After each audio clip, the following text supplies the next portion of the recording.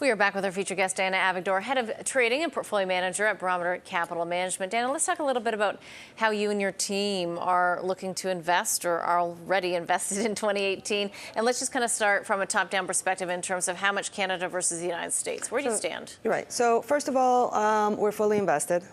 We believe the stock market continues to move higher. We do think there's a big possibility of some corrective action sometime this year. That being said, we're currently fully invested. In terms of U.S.-Canada allocation, it's more heavily tilted to the U.S. Usually is, as it's a more diversified sector exposure from the perspective of. But let me just go back. Some of the sectors that we like are heavily into financials, heavier industrials, some technology which tends to be all U.S., so that already skews your weighting, and in industrials tends to be kind of mixed, and in the financials tends to be more U.S. weighted. Energy is also something that has been slowly ramping up.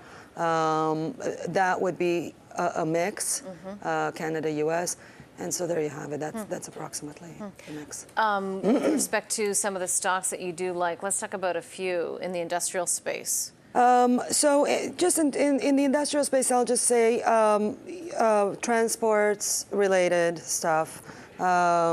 Defense, we've touched on this before. The spending cycle has bottomed, and this is a business or a sector that tends to have spending cycles that are long. So once it's bottomed and started moving up, if you're looking at some of the U.S. defense companies, Northrop, Raytheon, Boeing, let's say, those are some exposures that you can safely buy and put away. In terms of, we have, like I mentioned, one of our biggest weights is the financials. We're about a mix. A couple of the Canadian large cap banks, well, all we have is large cap banks.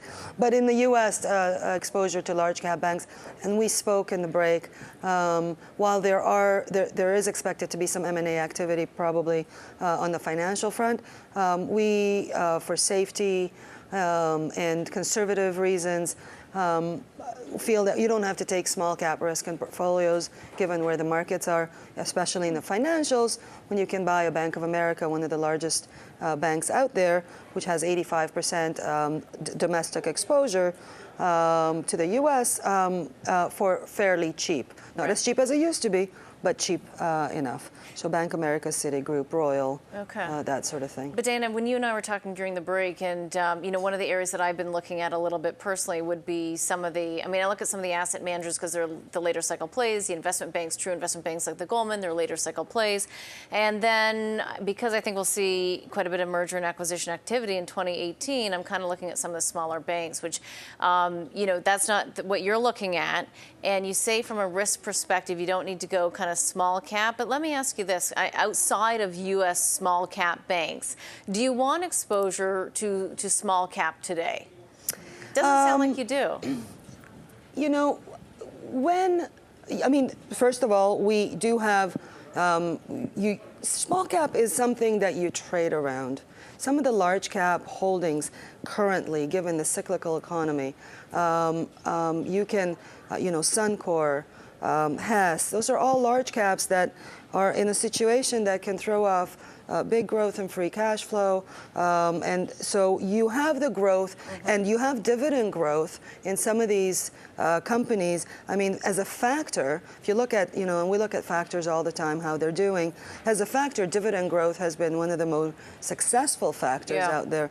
So, shareholder capital return has been a big theme, especially with what's going on with the bond market.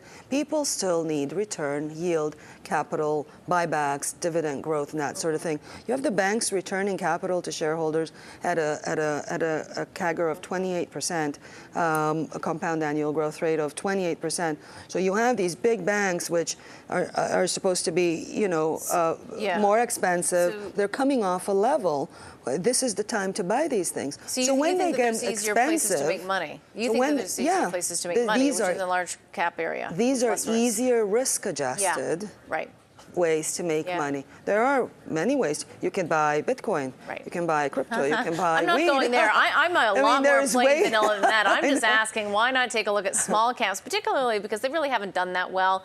And people would think that they would, particularly if the U.S. economy is going to be doing well. Why wouldn't now? If any time is the time to own U.S. small cap, I would think it's 2018. But you can buy Bank of America at $30 on its way to 50.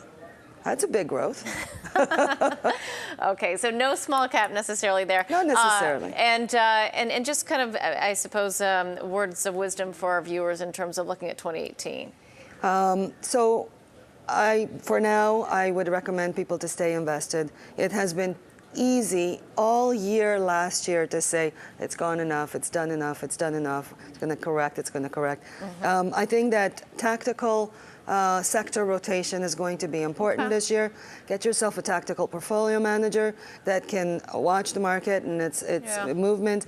I mean, last year and even year to date, there's been correlations are at historic lows, but because the dispersion in sectors has been high, so financials versus utilities, and there's going to be trades there. There's going to be times when the market's going to give us a scare and it's going to correct on the index level, and those utilities are going to rally.